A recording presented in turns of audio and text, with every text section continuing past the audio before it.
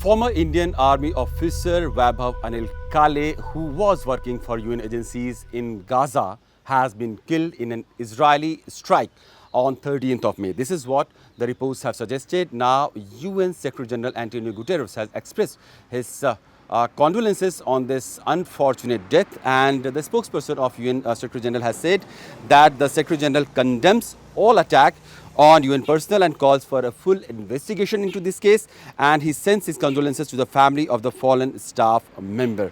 Now, Anil Waibhav Kale was a safety and security staff member, and he was working at a UN mission in Gaza, and it is believed that the vehicle he was traveling in was clearly marked that the vehicle is of UN agency. Still, apparently Israeli forces targeted that vehicle in which this unfortunate death has occurred.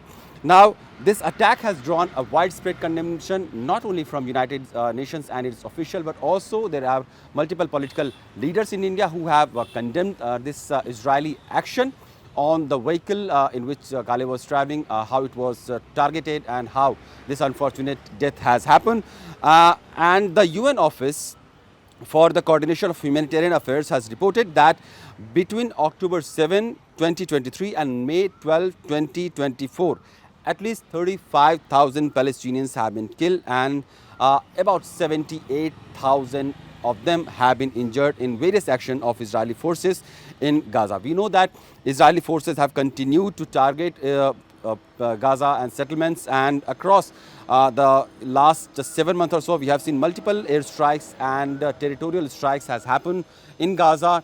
Thousands of people have been killed. Many of them, Israeli side says, have been associated with Hamas, and they were potential terrorists or they were terrorists. Then in the crossfire or in the attempt to neutralize many of the Hamas terrorists, thousands of civilians, including children, women, elderly, they have also been killed in the Israeli action.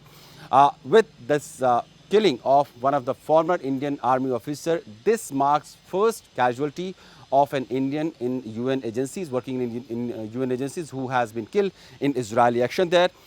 Now, Kale was killed while traveling in a vehicle marked with United Nations logo, and he was en route to a hospital in the Khan Yunis area from Rafah. And the attack that led to his death took place in the active combat zone, and it was reported that the Israeli Defense Forces were investigating the incident. Kale's death has also marked the first such UN death in the ongoing conflict in Gaza. He was 46 years old, and he has been associated with Indian Army, but though he has retired in the past, and he was working with the UN agency for the past couple of months in Gaza. Remember, Gaza has been one of the most, widely fought region right now, where Israeli forces have continued their onslaught in a step to counter and neutralize all the Hamas members, because the Israeli Prime Minister Benjamin Netanyahu has vowed to eliminate entire Hamas network, and unless and until that happens, the Israeli action in Gaza will not stop. But this action has also come at a cost, which has now shifted the narrative from being pro-Israeli to sympathetic to the civilians who are being killed in Israeli military action in Gaza. There have been humanitarian crises. There have been multiple reports that suggest that Israeli action has also been not allowing many aid workers to operate. Many aid agencies have not been able to operate and reach out to the people in need, and many trucks loaded with aid materials have not been allowed to enter in Gaza and reach out to the people who are in desperate need of medicine, food, sheltering, accessories and other basic amenities. So how does this Israeli action in Gaza, explain this? We'll have to see, because in the last few weeks ago also, we have seen Israeli action has killed some of the foreign nationals who were working and who were involved in providing humanitarian aid, and these nationals from very nations including UK was killed, and then Israeli government had to take the responsibility, and they had also taken action on those responsible for that attack. But in this case, what action Israeli government is going to take, that we'll have to see.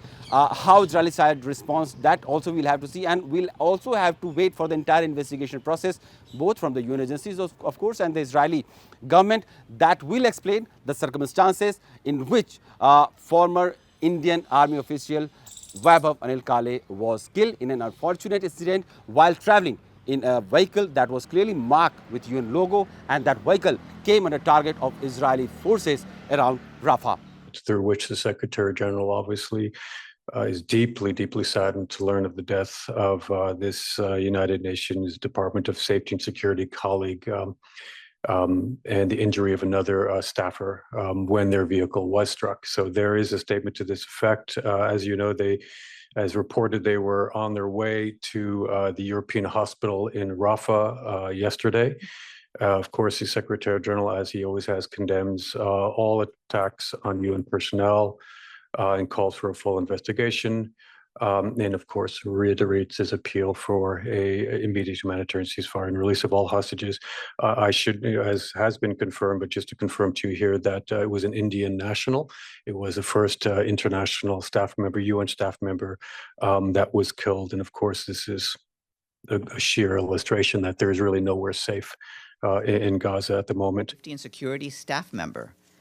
An injury to another DSS staffer when their UN vehicle was struck as they traveled to the European hospital in Rafah this morning. The Secretary General condemns all attacks on UN personnel and calls for a full investigation. He sends his condolences to the family of the fallen staff member. Conflict in Gaza continuing to take a heavy toll, not only on civilians, but also on humanitarian workers. The Secretary General reiterates his urgent appeal for an immediate humanitarian ceasefire and for the release of all hostages. Turning to the situation on the ground in Gaza, the Office for the Coordination of Humanitarian Affairs says that ground incursions and heavy fighting continue to be reported in eastern Rafah, as well as Gaza City and the Jabalia refugee camp. The UN Relief and Works Agency, UNRWA, reports that nearly 360,000 people have fled Rafah since the first evacuation order a week ago. Many of them have already been displaced multiple times over the past 7 months.